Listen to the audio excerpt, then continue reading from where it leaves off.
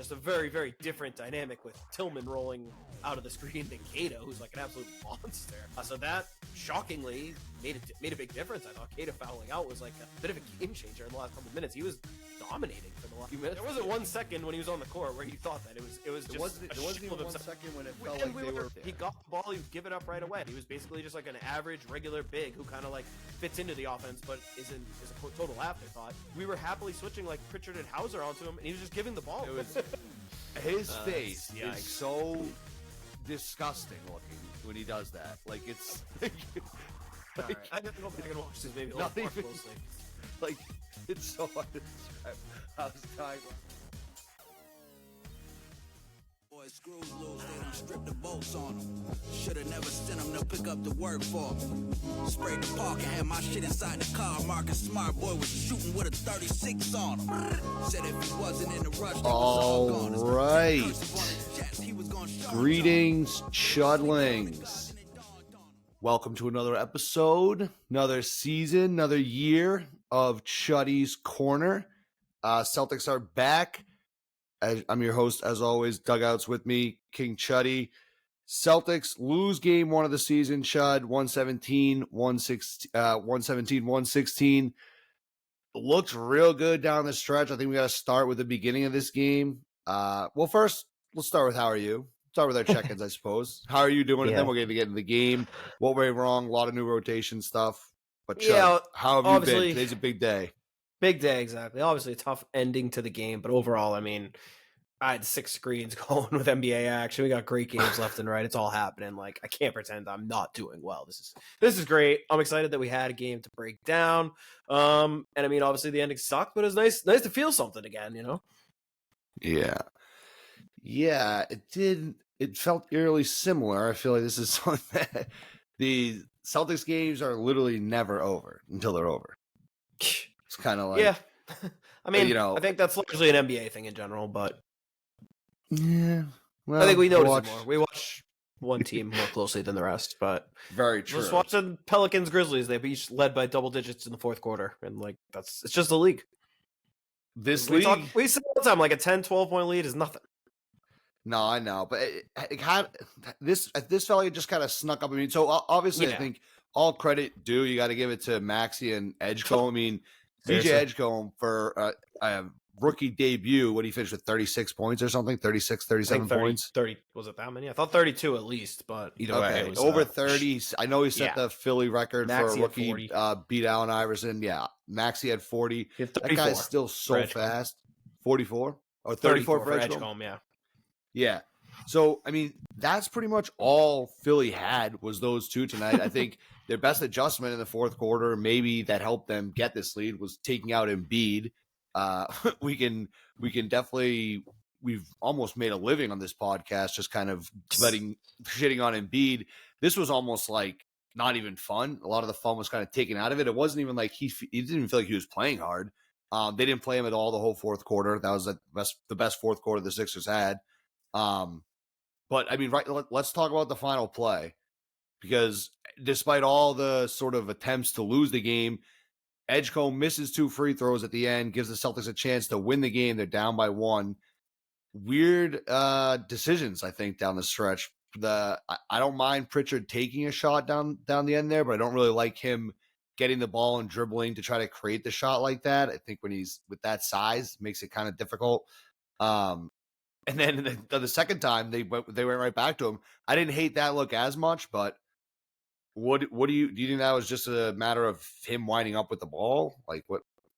Yeah, I mean, again, I have no problem with Derek White's throwing the ball in. Obviously, Jalen's the first read, and you want to see Jalen maybe, I guess, work a little harder to get the ball, but they did a good job taking him away. Honestly, I thought he got it to Pritchard. He got the first step on Grimes, and I mean, honestly, I feel like we've seen a million times when he has that step on somebody, he's so good at using his body. I thought he was going to try to do that thing where he kind of slow steps, pushes him, and gets that easy little shot, and he did a good job contesting it. So, honestly, I don't really hate it, especially they don't really have like a rim protector in there. It looked like he might have got fouled. He didn't complain.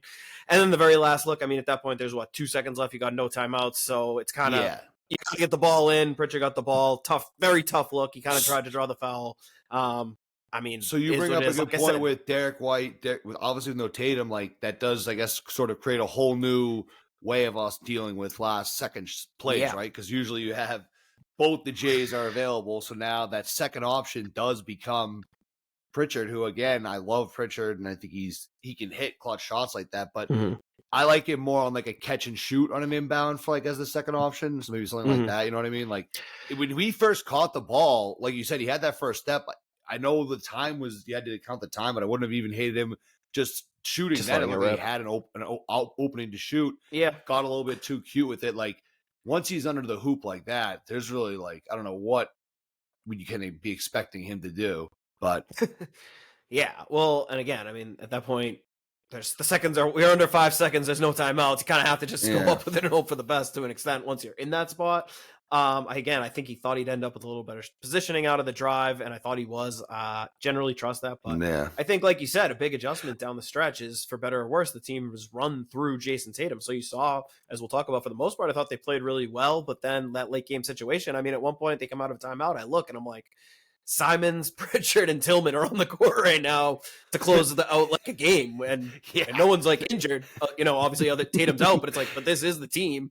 This that is was like a bit of a sobering moment for sure. Yeah, so it's like this is a huge adjustment, and again, Jaylen Brown as clutch as anyone. Peyton Pritchard, the buzzer beater maestro, but like you said, it's an entirely different dynamic when Jaylen, you're kind of the second guy. It's like no matter what, if Tatum's out there, the defense's first read is going to sell out to stop Tatum. So you're now that's Brown you're selling out to stop. Now, like you said, White and Pritchard, those are like the secondary guys. You're not ending up with a wide open Peyton Pritchard in the corner. He's like the second or third guy they're keying in on. So, again, overall, I'm not like mad at the plays or the looks. I do think if you go back and look, he pumped, he got the first step and turned the corner on Grimes. Grimes just did a really good job recovering. The help was there, and they stopped it. But like, I'm not going to quibble too much with exactly what happened in that moment.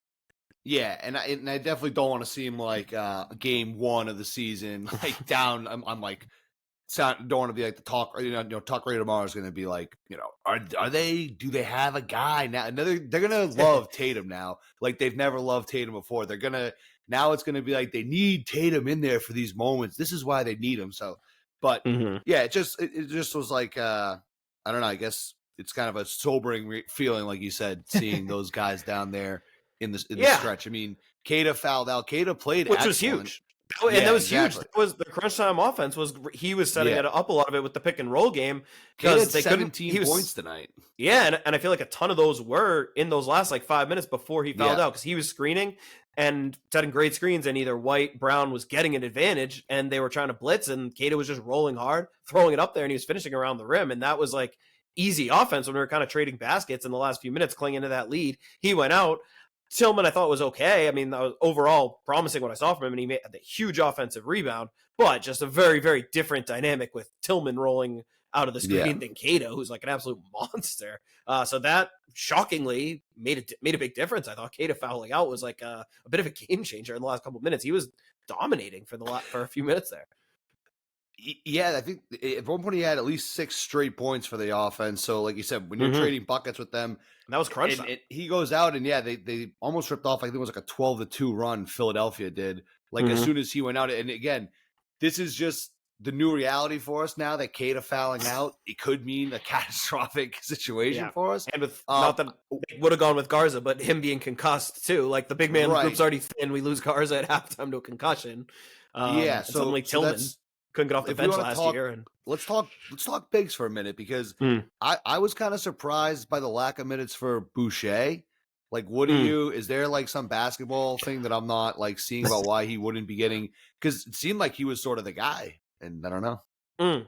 Well, yeah, I mean, I think again, it's just more of a true center in Queta, and I thought Queta was playing great, giving you what you want.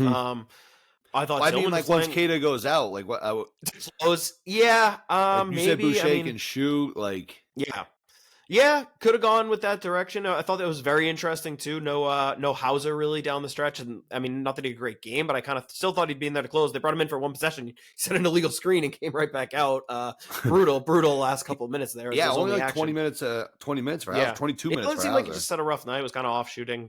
Had the back pad on, the heating pad. Yeah, and again, I think like Simons was playing well, and I think that with the Celtics, other than Jaylen and Derek and I guess Pritchard, I think it's going to be a lot of like hot hand and matchups on different nights. I wouldn't like lock in this closing group. I think you could see if Hauser had 5 threes, I'm sure he would have been in there down the stretch. And like if Boucher had made more of an impact, maybe he would have too, because it's not like those guys were making shots. So maybe he's like, I'm just going to go with what I know. And maybe he thought Tillman in the moment gave him a little more defense, a little more beef inside. And I think a theme this year they talked about on the broadcast all night, it was very evident, was the emphasis on rebounding with the team we have now and how important it is that everyone gets in there and rebounds. So I think that's part of it too. Boucher, again, more of a finesse big, likes to play kind of like a small out on the perimeter. And again, probably just wanted that true big man rebounder in there, because the second chances when they're getting them were absolutely killing us. Yeah. All right. I don't know. I was excited for the Swatter boy. Yeah. Yeah. I think just overall this game, it's kind of interesting because obviously we kind of go into this. If you listen to the preview of the players we did earlier on, we were going in here obviously very excited about this game. It's kind of interesting now when you see it and the games start to actually matter. It sort of felt a little clunkier today. I feel like overall there was some points of the game, don't get me wrong, that the team looked really well, but at the end of the first half they couldn't buy a bucket. Eventually Derek White snapped that. He hit a 3 and they kind of reopened things, but it's I think for Celtics fans, like I had a lot of people text me throughout the game kind of like, oh, it's going to be a long season, it's going to be this, it's going to be that. I think it's like kind of it's a fair like observation, especially if you don't follow the preseason super closely. You're kind of like everyone is new to you now. You're not as used to them as someone who might be following as closely as we are. But yeah, that's interesting. I'm kind of still kind of excited for it, but I do think it doesn't.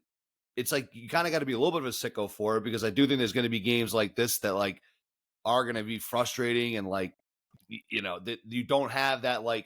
Well, I know we'll be towards the finals at the end, which we've had before in the past when we have a bad game. It's like, well, whatever, this game doesn't really matter. Now it's kind of like, well, wait, are we maybe not as good as we thought we're going to be? I saw people already saying, like, I can't believe we didn't tank this season. Everyone's talking about great the draft classes and stuff like that. It's kind of I think overreaction for game 1, I'm guessing is where you're going with that. Well, but yeah, and also I don't even think, I don't know, call me crazy, but I was like, kind of pleasantly surprised with what I thought. I thought everything met like what I wanted to see. I absolutely loved the way we were playing. We just couldn't buy a shot. But in the first half, it was like we're flying up and down the court. Guys misses one offensive rebound. Joe's taking him out of the game. He's having guys push up and press on people. I also thought like we were missing all our threes, but the shot diet was good, and we were still attacking. The fact that we scored 51 points and we were right in the game with how we were shooting, I thought was a good reflection of like, man, we're playing awesome. We're driving inside. We're super efficient inside. We just can't make threes. If those fall, we'll be good. And then in the third quarter, I thought we really took it to them. We were playing so physically. 17-2 edge in free throws in that quarter. The 3-point shots obviously start to fall. And suddenly it was like, holy shit, we look good. And then I think that kept going. I honestly thought we were going to run away with the game. That little Maxey stretch, beginning of the fourth quarter, I think he hit 3 threes in a row when it looked like the roof was ready to blow off the place. Everything was going our way. Maxey kind of kept them at bay, kept it to like an 8-12 point game with 3 threes in a row that were just absolutely cold-blooded, and then they kind of like walked it down and it was a game. But it could have gone either way. I feel like we easily could have pushed it to 20, run away with it, let them come back. But overall, like, I'm pretty pleased with basically everything I saw, the way we played, and even each individual player. There's no guy who was like, oh, I was expecting this and we got this. I told him we could almost go up and down the lineup and be like, good things here, good things there, not upset. I think, again, it's more expectations where the East, especially, I think it's going to be for the most part, there's the Cavs and the Knicks who might be a step above. We'll see if anyone else can get to that tier. And then you got like the Nets and the Wizards maybe on the bottom. And then I think in between is a lot of teams who at least going into the year feel like they're playoff teams. So I think it's going to be a lot of close games. I think it's going to be a lot of jumbled. And I think the difference between like 38 wins and 48 wins might not be that much. And I think there will be a lot of competitive games that come down to the end. We're going to have to polish things up in the fourth quarter, but I think it's going to be like a lot of meaningful back and forth, exciting games, a fun style, a really fun season. And like you said, I think every game will matter because the standings are going to be tight. And like you said, it's not one of those things like last year where it's like, oh man, tough loss, but like we're going to win 60 games. Yeah. See, I'm kind of in the same boat. I feel like I'm oddly excited for this season. Obviously different than seasons past, what that excitement looks like and what it means and what it's about. But to me, that's what's going to be fun is that every game is there might be some crazy games. I mean, before the Celtics had this super team we had 2 years ago, there was a lot. It was like kind of a lot of this. It was really a little bit more chaotic. Like we had a couple different variations of what the team eventually became. So I'm kind of here for some of that. Obviously, it helps we had the championship a couple 2 years ago. So, but and I don't know. I think Celtics coming back. Well, and exactly. It's not like we're entering there's no mystery of where this is going, right? Right. But that's what I don't know. It's like the team doesn't seem that gross, like right? No, like I mean, I thought honestly, if anything, I was more impressed. Like you said, we'll talk about the Sixers, but Maxey was unreal. We took a big step back on defense. It's noticeable, but the guys who are out there playing hard. It's not like anyone is like, oh, what the hell is he doing? It's just looking out there and being like, yeah, the personnel is not as good, but we're making up for it, I thought, with some scheme, some effort. And again, like the end result sucks, but overall, like pretty pleased and don't feel any worse than I did. I think, like I said, there are going to be a lot of close games like this, but if we can find our way to win them, there's no reason we can't be right there with just about every team, at least in the East. Yeah. Yeah, I think that's a fair point. I think just got to kind of roll with it. Change is different. It's like, it is a new roster. You see some guys that you don't know or didn't belong on the court a few years ago. It's obviously not the super team Celtics, but I don't know. I was super entertained with this whole game, and especially if you want to talk about some of those new guys. Simons, I'm absolutely already in love with Simons. They all in on the Simons train. It looks like we discussed the defense might be something that he's going to buy into more and take a little bit more pride in doing. That was obviously the knock on him. People saying he wasn't as good of a defender. It's obviously there's work to be done, but he drained that three, got right into a full court press at one point. I think that might have been the point that he basically won me over. But he ends up finishing the game with 13 points. Sick too in transition. Yes, Well, you described in the preview episode as like a popcorn scorer. Like he just kind of came in and it was like when we needed something, he was definitely out there putting up points and the effort looks like it's there on defense. Like I said, the whole team has a lot they can work on defensively. It's going to be a lot different. Tatum, you're going to realize how good of a defender Tatum is with him not out there right now. Right. But I was a big fan of Simons. Minot, obviously been a big fan of his ever since Why Not came to my attention. Yeah. Just such a great question. And, once you start thinking about it, you come to the conclusion that I don't know why not. So the lawnmower was running tonight. Obviously we didn't see a whole lot of Garza, but in the time he was out there, he was kind of like running around like weird. I don't know. He just looked a little bit right. Like he's just this big, huge dude. Not the smoothest. Yeah. I feel like I didn't notice that as much in the preseason, but he was kind of lumbering around there. How did he hit his face too? He fell. It was like some weird play where like multiple guys went down. It was actually, I think, that play where like all the bigs fell and the ball just bounced and Pritchard ran in and just laid it back in for like a free offensive layup because everyone fell. But I think Garza hit his head on the floor. Like he was like out there with blood in his face for like way longer than I think that wasn't NBA even like what happened. Allows. I don't even think that was the concussion, was it? I think there were two separate plays. The way I plays. saw him running when he first checked into the game, he might have came into the game concussed. I'm not even kidding. It was, I don't know what was going on there. Yeah. A lot of people getting on Garza out there too. Again, he didn't play that long, so I think that kind of ended quickly. But you know, I'm running the social medias during the games too, so I'm seeing some stuff that you might not be seeing. You have enough screens in front of you anyway. Yeah, right. You don't wasn't need to in it. I kind of like having the non at all jaded view too, and again, I think like. I just report to seriously, you can easily get into like the groupthink of Twitter, though. You start to see shit and it makes you think differently. So I like having the fresh mind. But honestly, again, expectation. Let's think about realistically where we were a few months ago discussing this group of big men that like we were saying this is a group of G League guys. And I thought overall they played great. Keita looked like a viable NBA starter. Tillman was very solid, I thought. Yeah. And Garza and Boucher. It's not like Philly's that great of a team, though. Of course not. But again, it's one game. It's all we have to go by. And, they're not a great team, but they got, like, good professional guys out there. They're busting ass. It's not... Yeah. That's where we're at. Like, we might have the worst front court in the league. And considering that... Honestly, Phillies might be worse. Embiid is like... Yeah, I mean, I guess it depends who you count. So, yeah, should we talk about Embiid for a second? Because I feel like it was almost buried by the end of the game. It became like a non-story.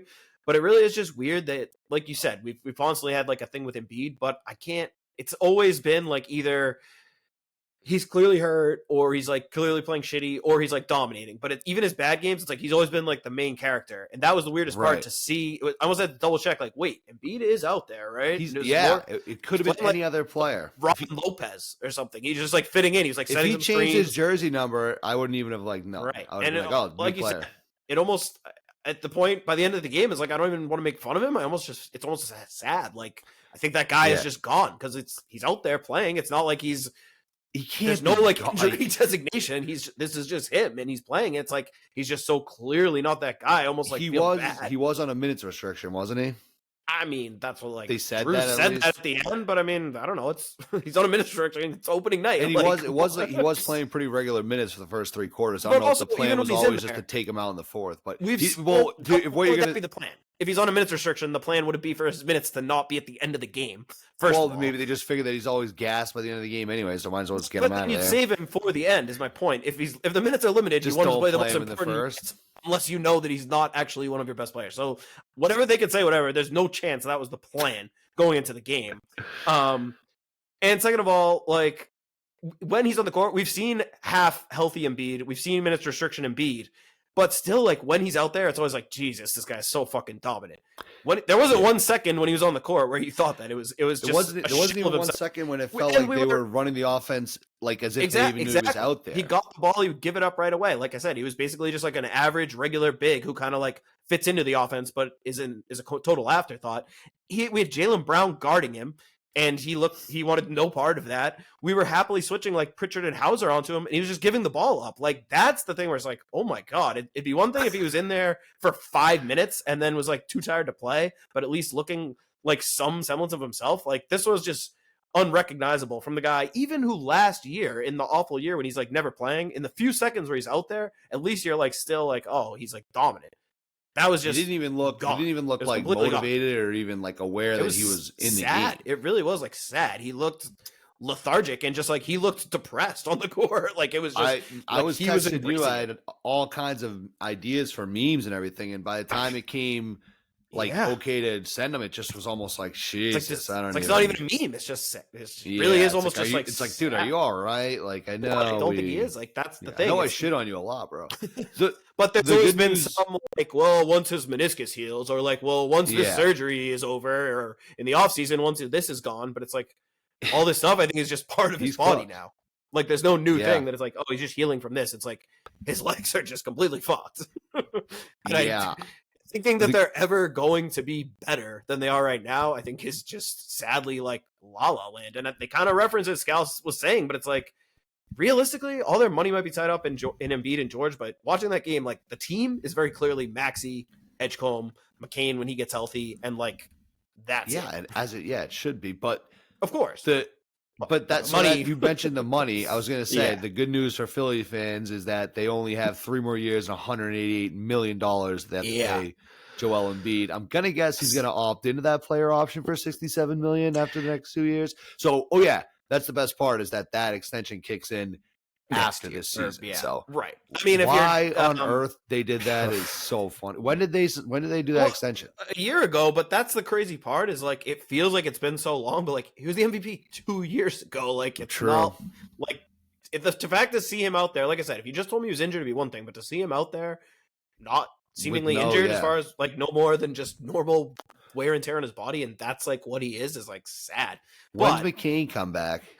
I think it was like a 4 to 6 week injury that he suffered, so I think he may be out for like a month, but I don't think it's like too debilitating. But I mean, it's another guard, so it'll be super interesting. They'll be like a fun team to watch with those 3 crazy guards, and McCain is like a Steph Curry variant with his like movement shooting, so he'll fit right in between him, Maxey, and Edgecombe. Like they're just going to be a bitch to guard. I mean, they already are. Yeah, because they can all just shoot at any angle. They can be like, we'll see if this is like just Patrick Mahomes shooting the way they like the way he throws. And we'll see if this is Edge, because I mean, I liked Edgecombe, but like, I don't think he had a game that good in his whole year at college. And like, the knock on him was like, will he actually be able to shoot and score? Everyone was like, he's already an athlete. He'll be a good defender. He'll be a good cutter, like sick dunker. That alley-oop was crazy. But the way he was shooting and scoring off the dribble was like, Jesus, if he's just going to do this, like, holy shit. He looked like a star. Yeah. Was he the one too that was like picking and choosing who he was going to go visit? No, that was Ace. Well, okay. Edgecombe wasn't there something with Edgecombe he didn't want to go visit Philly? Like, weren't we making fun of Philly that he didn't want to go visit them? Yes, that was actually a thing. You're right. But Bailey was the one who was like only wanted to work out. Well, it looks like he got over it because he did look sick tonight. Oh yeah, I mean that was as a Sixers hater. I mean that was by far the worst part of the night. Like he's all clearly just gonna be a stud, probably. Slash might be already that too. Fucking A. Yeah, completely. Like everything they did, they deserve no good karma, and it seems like it absolutely arguably saved their franchise. Because like imagine like you just said, with all that money into Embiid and George long term, if that pick was a flop or they didn't get that pick, didn't convey. If they had lost the lottery, that pick was like 50-50. It would have gone to the Thunder. They would have got no pick. They'd be so fucked. I mean, they already kind of are, but at this point, I think the move, if you're Josh Harris, the owner of the Sixers, is call up aspiration. See if you can get Embiid to plant some trees on the side and convince him to retire and get off your books. Because otherwise, like, I don't know what you do. Can you're gonna pay a guy $70 million a year to basically not play for 5 years? How does that work? I mean, I guess if he like retires, is it like a buyout or something? Yeah, I mean, well, they'd work something out. Who knows? I think we're getting in the weeds a little bit on this stuff, but yeah, and I mean, it certainly seems washed. Paul George at some Philly, point, all is not lost for Philly. No, and I think George, even like that contract's always going to be laughable, but if he can come back and just be even like a solid player, like, right? You know, they can be an interesting team. They're another team that they can be like, why can't we sneak into the playoffs? Like I said, I think almost every team in the East be able to see in the playoffs. What? I think they could probably sneak into the playoffs. Yeah, right. Well, I'm saying like other than the Nets and the Wizards, I think every team in the East, at least for the start of the year, should be saying like, why can't we be a playoff team? And yeah, I think it's legitimate for Philly, and I think the sooner they embrace the post Embiid era, the better. And it'll be interesting to see if he can even fit in, and can he play like a, I don't even know. I need to listen to like a Philly fans podcast. Can he be like a Brook or Lopez something. role and just like help the team and be like so clearly not a star, but still be like a solid player for them? I don't even know. Making I really don't. $65 million. Yeah, but I mean, it's still, you'd rather. All right, I would at least because we literally could go all day about Phil, but it's jarring. It is jarring though, and I feel like it just kind of happened so fast that it's like still processing it. If you're Philly, you have to hope that there's something else there. But like you said, there's no designation or anything. There's no reason for him to look like that. Besides that, it's just gone. You're just focusing on BJ and Maxi. Yeah, but thoughts and prayers, Embiid. Yeah. Let's go back. Let's get back Celtics podcast. Let's get a little bit back on the Celtics game. Who do you think, like, of some of the newer guys tonight, kind of made, and when I say newer, I guess I mean anyone besides like Pritchard, Hauser, besides the core guys, right? Because even Keita, like I would say Keita probably stepped up the most, but who kind of gave you something where you're like, whoa, and what kind of surprised you? I know what my biggest surprise is, but I want to see if you have the same one. I mean, I don't even know if surprise is the right negative. I feel like surprised. I mean, negative. Like what shocked? Like what surprise? I'll just say it. I was surprised that we didn't see you go. Oh, okay. Yeah, kind of surprising, but again, I think when you look up and down, what did we play? 9-10 guys. Like it wasn't like Walsh or Shireman played ahead of him. It was like that was clearly just the cut of like who was playing. So I think he'll get his chance. I think that's like work it into the thing. He had the rookie debut patch. Did you see that? I know it's a thing. No, how does that work? Do they just and he was at the scorer's table, wasn't he? He went to check in. Yeah, and he never came in. Yeah. But again, I mean, I think that's one of the things where it's like we need the bigs, and it's just crowded at his position because again, it's like the guy nobody played over him. It was again, if they went to Shireman or Walsh and didn't play Ugo, right? It's kind of weird. But it was just Brown, Hauser, Simons, like the normal guards and wings played. So I think. And as the season goes on, I think he'll be like that next guy into the rotation, and he'll get a lot of run. Obviously didn't see him tonight. I thought they could have used his energy like a burst. Even not. I think even in a game where maybe we play small because we were basically going with a lot more bigs. And again, the Garza injury maybe too. But I think there'll be more chances for Ugo definitely in the future. Not worried about that. Excited to see that.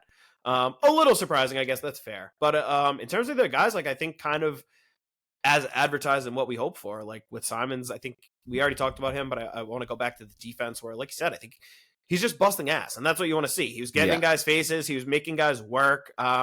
We know he's not going to suddenly be some lockdown guy, but again, just don't be a liability. And I didn't think he was. Like that's all you want to ask for, and he's more than making it up for with offense, like you said, where he clearly need an injection of offense at times, and for him to be able to come in and just instantly provide it is going to be huge for this team. He's like a guy that kind of reminds me, like we were saying with some of those Philly shooters, that he can just shoot from any. He can be falling to his right, his left, his back, his forward. He can just. I mean, I think I do. It's so Dame. Well, I was going to say it's very reminds me of that, but I also think for Celtics fans, we have to be prepared for that. There's going to be some points this season where that's going to really frustrate the shit out of me because if those shots aren't falling, it looks so brutal. Like, yeah, but I mean, you do that at a crucial really moment, shooter. like falling over and you clank. Yeah, but he's a good shooter. I like it. I'm saying right now I like it so that later on in the future when I come in here mad and I flip out, everyone knows on the record though I do. You do like it. Okay, that's reasonable. Yeah, it's gonna piss you off, or piss me off. Yeah, but I mean everyone's gonna be hot and cold. I think for the most part we're gonna like his shooting. We're gonna need his shooting. Yes. And again, we don't have that many guys that can just get their own shot anytime. Even some of our better players, like you see, it can be hard to just give them the ball and be like, go get us a bucket. Simons is that, for better or worse. So yeah, I forgot about the dunk contest that he won. Yeah. I forgot he had ups like that too. Huge so that's exciting. I mean, great athlete. A little guy like that doing a dunk can be just as big of a momentum swing. You'll take that one fewer point from a 3-pointer if they get that momentum swing. So definitely, I'm interested. And that was, I mean, if we won, that might have been the moment of the game. Jalen just hit, I think, a 3, and then got that steal. Simons that sick move at the dunk, up 10, timeout, 9 minutes left, place going crazy. Yeah, that probably would have been the moment if we went on to win. So that was cool. That was a sick moment. And again, he had the hot hand. He closed. I thought rightfully so. I definitely don't think he will every night, but that's going to be again part of the fun part of the year where there's going to be so much game to game variability. So happy with what I saw. While we're talking about Simons the dunk contest, do you want to address the controversy that we discovered? Controversy, yeah. You and I are lives.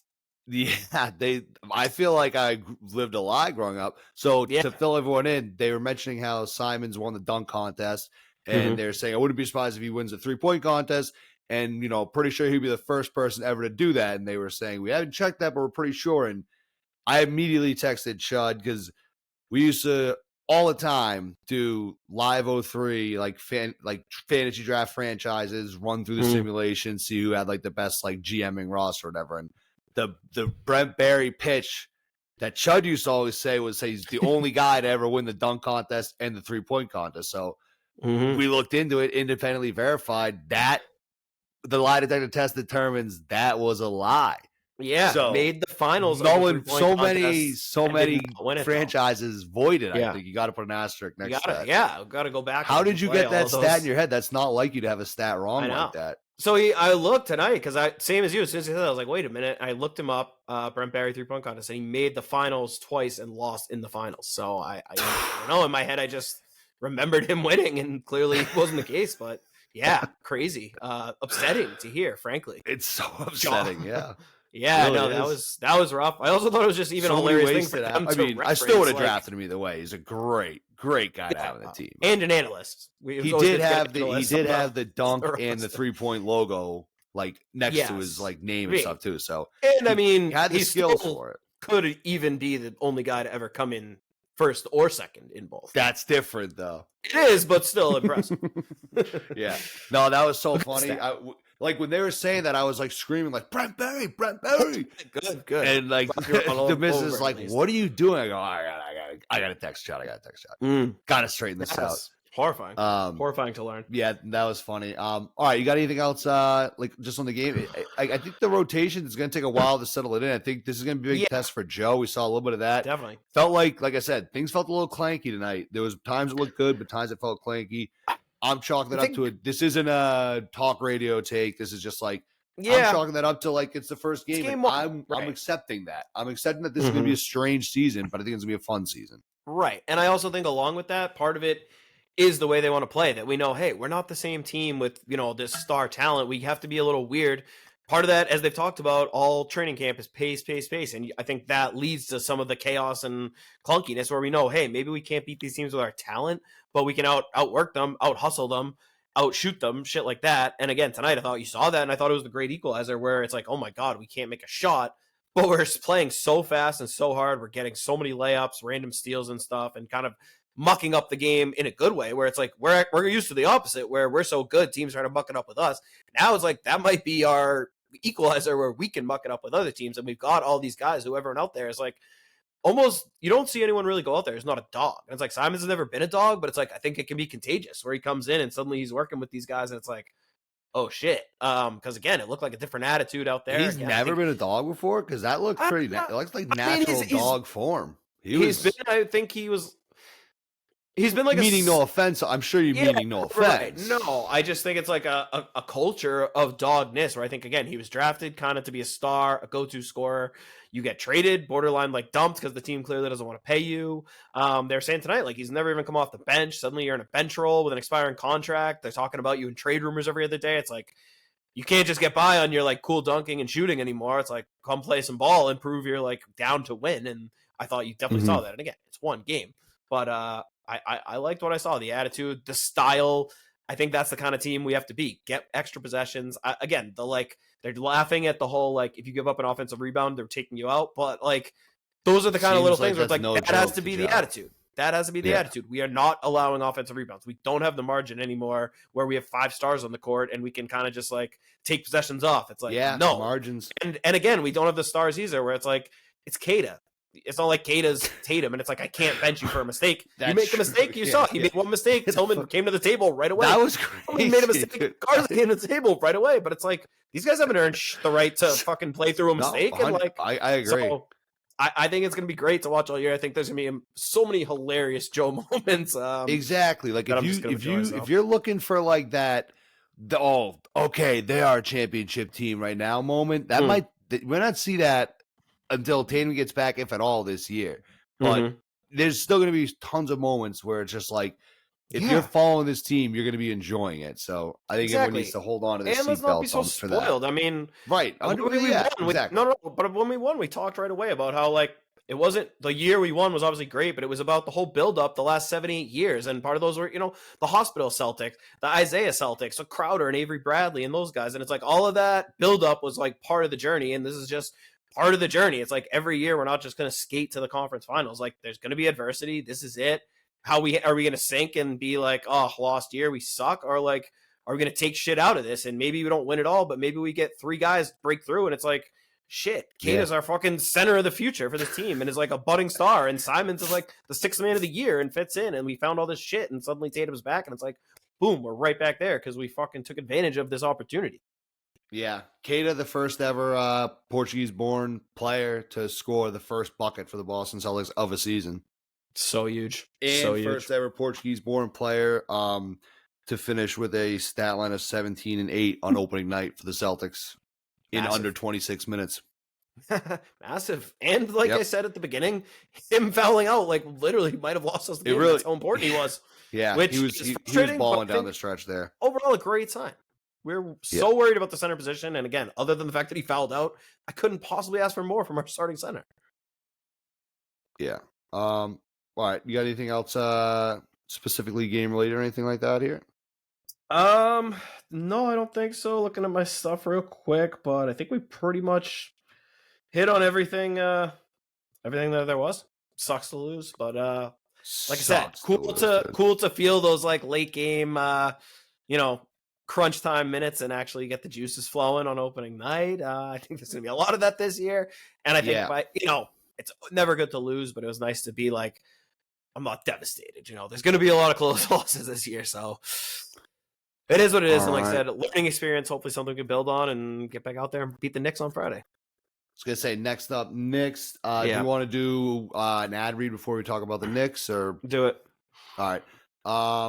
Chuddy's Corner, we're back again, baby. We want to thank our sponsor, one of our sponsors, Mario's Roofing. Back again with Mario's Roofing, Mario's Siding, Mario's Windows, Mario's. Just got to call Mario's. At Mario's, we pride ourselves on quality, safety, and value. We wouldn't do anything to your home that we wouldn't also do to our own. Call Mario's today and ask them about their winter specials. Winter is coming, folks. The drafts are going to be coming through your windows. If you have bad windows, now's the best time to call Mario's. I can already feel a draft right here. I had a meeting with a Mario's consultant this Sunday at the Patriots game, so I'm going to try to get a little bit of a deal on these windows. But if you want to give Mario's a call them today. Ask them about the winter specials, 781-344-2420. You can also visit them at mariosroofing.com. That's Mario's Roofing. We won't soak you in order to keep you warm and dry. All right, Knicks won tonight, I believe, correct? The Knicks won, looked good, almost wire to wire, beat the Cavs, impressive stuff. Interesting. Yeah, obviously focused on the Celtics mostly, but impressive stuff. And I mean, I think you got the 6-screen setup. It was on. Obviously, I could see the smoke from my house coming over the horizon. Yeah, didn't need to turn the heat on tonight. We got plenty of steam coming off these puppies. But yeah, no, these screens are getting to work out. Great stuff. I mean, to sift into around the league, I got to start with last night and just like, what an unbelievable opening night for the NBA, for the debut of the NBA back on NBC. Like, everything I wanted. I'm sorry, go ahead. Oh, no, it just feels like every single element of the broadcast and what I saw on my screen just felt so right and was just such a clear message to the fans of like, we hear you. We were as frustrated as you. Here you go. Like, the intro video was just absolute chill, start to finish. Such a good job of starting with like the young generation, going into the older generation, emphasizing both stars, then bringing in the nostalgia of the 90s, hyping up the event, fading right into the music, leading down to the court with like the old school graphics. Then you've got Tarico coming right in on the court. It was like, I had the chills of like feeling like I'm about to watch this, like the biggest event ever. And it's like never once on an ESPN or TNT broadcast did I ever feel that. It could be the NBA finals. And I felt like there was no buzz. I was like, holy shit. I'm so excited to watch this game. That's just like not a random game, but you know what I mean? Like a regular season, not even Celtics game. And I was just like, thank you, NBC, for making this like, even at the intro, I turn on the pregame. It's Melo, Vince, and T-Mac. Like, what a I do like that crew. And they're just having a great talk about basketball. And I'm just thinking in my head, like, compared to, you got like Windhurst, Perk, Stephen A, Wilbon stuffed in his ass, just like yelling at each other about like nothing. And it's like, what a breath of fresh air. 5G's barbecue chicken. The bar was low, but my God, this was just like Perk might be. I don't want to. Perk might be in some deep water. I don't know if that's near around the NBA, but I got a Perk update. No, but I do want to talk a little bit about them on NBC. Do you want to do your ad read, and then we can talk about the NBC because I have a different perspective of it. So go ahead, do your ad read, and then we'll go on to that. Before we dip into all the around the NBA, Chuddy's Corner brought to you by Nick Perino Real Estate. Your one and only home for any and all of your real estate needs. You got to hit up Nick. Both Dugouts and I, firsthand customers, long time of Nick Perino. You want someone in your corner that you can trust when you're delving into the real estate world. It sucks out there. No matter what you're doing, it's just like an awful process, and it's so important. You need someone you can trust, can kind of take off the stress, take all that off your plate, make you feel comfortable. Nick is all of that and more. Again, personally, you can testify to that. Go to nickperino.com, nickpiraino.com. Every one of your real estate needs. Can't say enough about Nick. I'm sure he's disappointed because he is just as big of a Chuddy head and a Celtics fan. Those are his only interests. I mean, I would say he doesn't have hobbies outside of real estate, but he is as passionate about the Celtics as it gets. So tough night for Nick, but I'm sure he'll be waiting. Was he there tonight? Right, what did he get for his tickets? I forget what he said. I know he did I didn't look. He wasn't there tonight. I'm almost positive, right. But I'm sure he'll be at a game soon. So. Right. Shout out Nick, tough night. He's going through it like all the other Chuddy heads who wanted to see an opening night victory. But the least you can do is go to him for some real estate business. All right. I want to just tap real quick back into the NBC stuff because last night, Tuesday night, still slaving away behind the bar, part-time gig behind the bar. So the volume was not on the NBC. So you mentioned like the music, the nostalgia, all that stuff. Like, is it one of those things that throughout the whole season, is it going to still always feel like, is there a chance they're going to like overplay that? Because that would be my concern is that because like historically speaking, whenever one of these networks finds a thing that is decent, they like go completely gung ho with it. Yeah. So I want to ask that, and then I do have another question for you about the panel because I do love the panel. But I have a question. I'll put you on the hot seat. We'll see. Obviously, it's hard to say because I think they knew everyone wanted it so bad that they're like, let's give it to them. But I really didn't think it was overdone. I thought they nailed it perfectly. The way you remember, where it's like before the game with like the peacock logo tracing it, and then like slowly fading into the city, and then showing like tonight's matchup with like the team's logos over the city skyline was like perfect. And then after that, I thought it was just they used it normally, like fade in and out from commercials and shit. So honestly, kind of perfect. Again, like I feel like we were so starved for a good product that I was just ready to be like, it wouldn't have taken much to make me happy, but I honestly felt like they nailed it. Nice. All right. Yeah. My other question I'm excited. I'm excited. Yeah. Is McGrady, Melo, and Vince Carter. This was a topic that came up at the bar of like who you think who's the best player of that from that group. And I feel like I think I know where you're gonna go with it, but I was kind of torn because personally I feel like if you take injuries out of it, I think McGrady would have been the best player. But yeah. I think they each do like a certain thing really well. Like McGrady might have been the best, like highest potential that he could have had. Melo, I think, turned out to be the best player, and I think Vince Carter was like maybe like the most exciting to like watch. Yeah. I think McGrady and Melo were clearly a little step above Vince overall, just as players.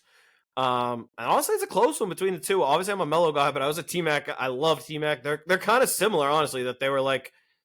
At one point, each arguably the best like scorer in the game, but maybe never quite had the complete package to be the best like player in the game. But I feel like both of them at their peak were like right there, where they weren't quite the MVP, but they could hang with the best player always. Right, like they were in the discussion they're in their prime. They're each in the discussion for like, is he sneaky the best guy in the league?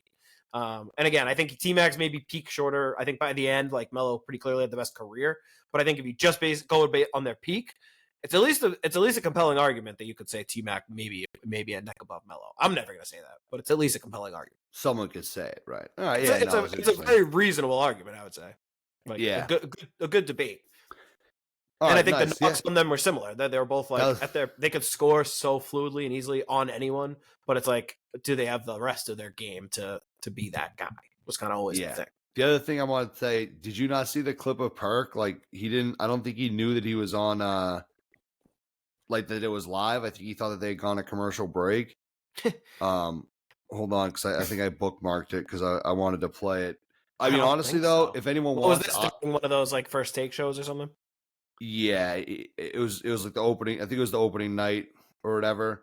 Yeah, it must have been yesterday, like whatever their NBA today or around the NBA or whatever it is. Gotcha. And the thing that's the most freaky about this is honestly like the look that he gives afterwards. So you kind of need to see the video. I'll retweet the video. I think everyone should retweet it. Yeah, no, I didn't. But think I saw it. Just like the quote he says is just here. I'll play it right now for you. You ready for this one?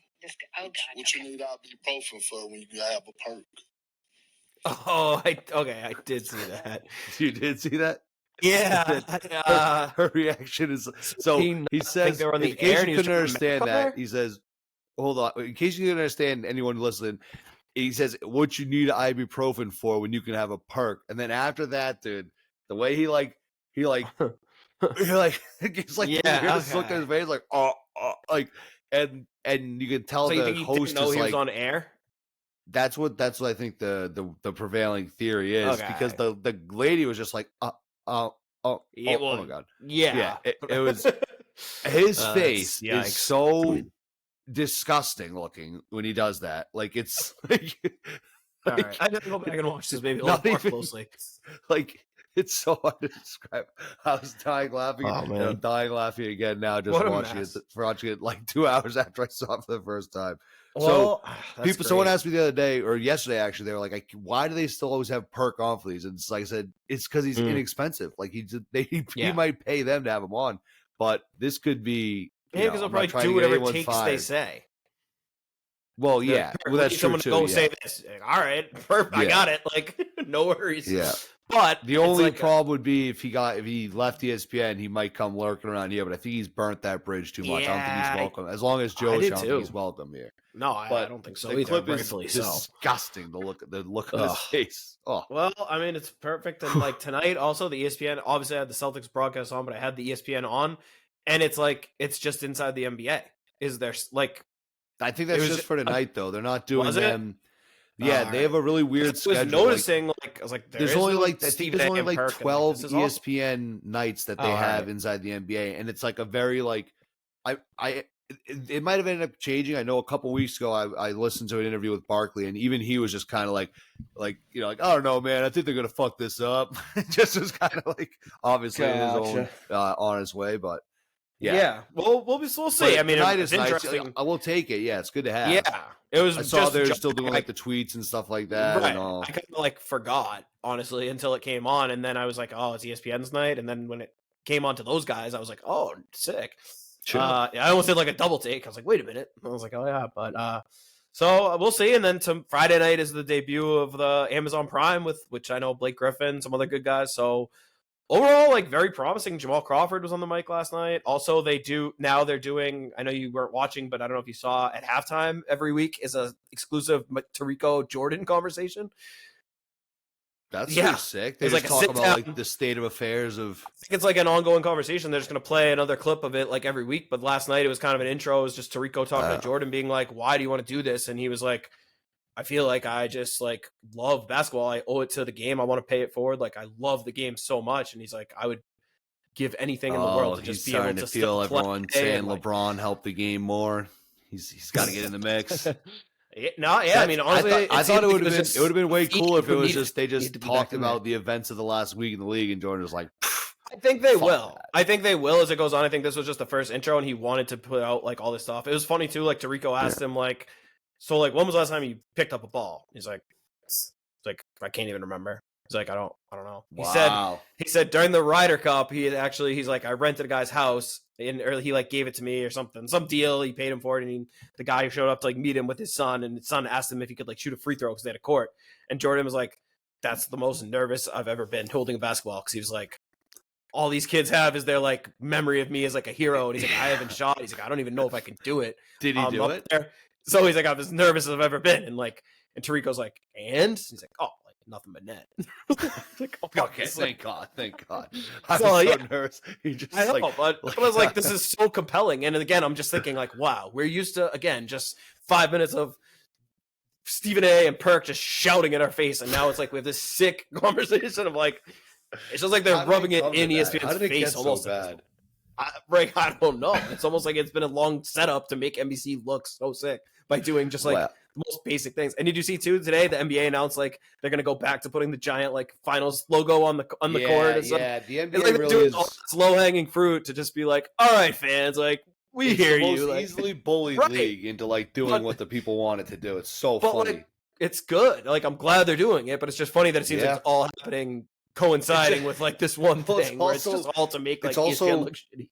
I thought about with the whole logo thing too. It's also one of those things where it's like if you're not chronically online, you're hearing that news and you're like, well, that's kind of random. They're just bringing. I didn't even know that they left it. And they're like, oh, I didn't even like notice like what were they doing last year? It's like, oh my god, like I can't even talk to you. It's like, dude, what the fuck? You're not on social media all fucking day, like yelling at the NBA. Right. Are you even blocked by NBA officials, dude? What the fuck? Exactly. And then, I mean, to help it all, just to top it off, I won't go into tonight's whole slate, but then to top it off, the opening game being that Thunder Rockets game, Shea hits the shot, send it to overtime, double overtime game. Like, it just, again, like, what a great night for the NBA between all that stuff happening. And then you build it up as this event, and the event actually lives up to the hype with, like, just an unbelievable meeting the billing for this regular season matchup. And, like, man, so awesome. And then Warriors-Lakers after that. No timeout call was crazy at the end of that. Yeah, I did see that. It was wild. I was locked in for that. I don't Very wild. The refs easily could have been. Can choose not to adhere to a guy screaming timeout and making the timeout signal. Pretty much. And then they just cancel it out. Wow. Yeah, I mean, they just didn't call it on the court. They can't go back and be like, actually, I mean, they should have called it. They just didn't blow the whistle. They wouldn't have called it because it was so obvious what they were doing. But right. Yeah. But, I mean, anyway, we'll probably break down I guess we'll break down all the first games like after Friday's game that around the NBA. I got to dig it. So many crazy results as I was saying. It's just the fun of the first night where, like I said, it's like I see the Hornets won by 20. The Jazz absolutely beat the fucking shit out of the Clippers. Like wild results. So Wemby is going absolutely ham right now against the Mavericks. I have that game on right now in front of me. It's like the Bulls, impressive win over the Pistons. My boy Buzelis looked great. So a lot of exciting stuff, a lot of good games. It's just so good to have the NBA back, to have these kind of slates, to have this kind of action. And again, it's almost like that feeling if you have like a favorite college team, the feeling of where like when your team misses the tournament, you can almost like enjoy the tournament more because you don't have this one like rooting interest that's making you like nervous. It's like I could just sit and enjoy the hectic beauty of everything in the NBA. Obviously the Celtics are still there, but it's not like the fear of loss. It's almost like, yeah, like if we make a run, that'd be sick. But otherwise, it's like, I'm just fucking pumped to see where the season takes us. Yeah, likewise. Yeah, it's going to be a good one. Would have liked to have gotten that win today. Hated the way that they lost the game. But again, it's going to be, this is a trials and tribulation season. Not for the faint of heart, but for those that can withstand it, I think it's going to be a pretty fun season for the Celtics. Hell yeah. And a pretty fun season for Chuddy's Corner. We're back, baby. We're going to have fun. Yeah. So here we go. Make sure you're always checking us out. I'd say the best non-credentialed Celtics podcast in the league, right? I can't even think of our rival. Can't even think of anyone else working this hard to not even getting free tickets to Celtics games. It's outrageous. Just can't take them. Yeah. But again, Celtics again lose tonight, 117-116 to the Sixers. Embiid's cooked, but all is not lost for the Sixers. The Celtics are wandering the desert, but I think we're going to find our way. This Friday will be a good game. I'm excited for that. I hope so. I have a real measuring stick because I also feel like right now we really don't know. Philly is just like such a wild unknown. Where even after that game, they could end up being a terrible team. But like, did we just watch two like shitty teams like stumble to the finish line, or did we watch like two Jets, sneaky Panthers kind of teams? Yeah, like we really don't know. The Knicks, we know, are the class of the East right now. They looked good tonight, beating the Cavs, obviously. So that, if the Knicks just stomp us, then I'll be like, all right, I need to see something. If we play well, even if we lose, but if it's another like very competitive game and it looks like we belong, I'll be like, all right, still feel good that we can hang with any team in the East. So, all right, big early measuring stick game. All right, well, Chud, good to be back. Good to be back in the driver's seat here. Yep. We'll see everyone back here again for Friday. Make sure you follow the show wherever you listen to your podcast. Go ahead, click that follow, subscribe, whatever it is for Chuddy's Corner. Check us out on YouTube. Subscribe to us on YouTube. Follow us on social media at Chuddy's Corner. Good to be back. We will see you all on Friday. Take care. Peace out, Chuddy heads.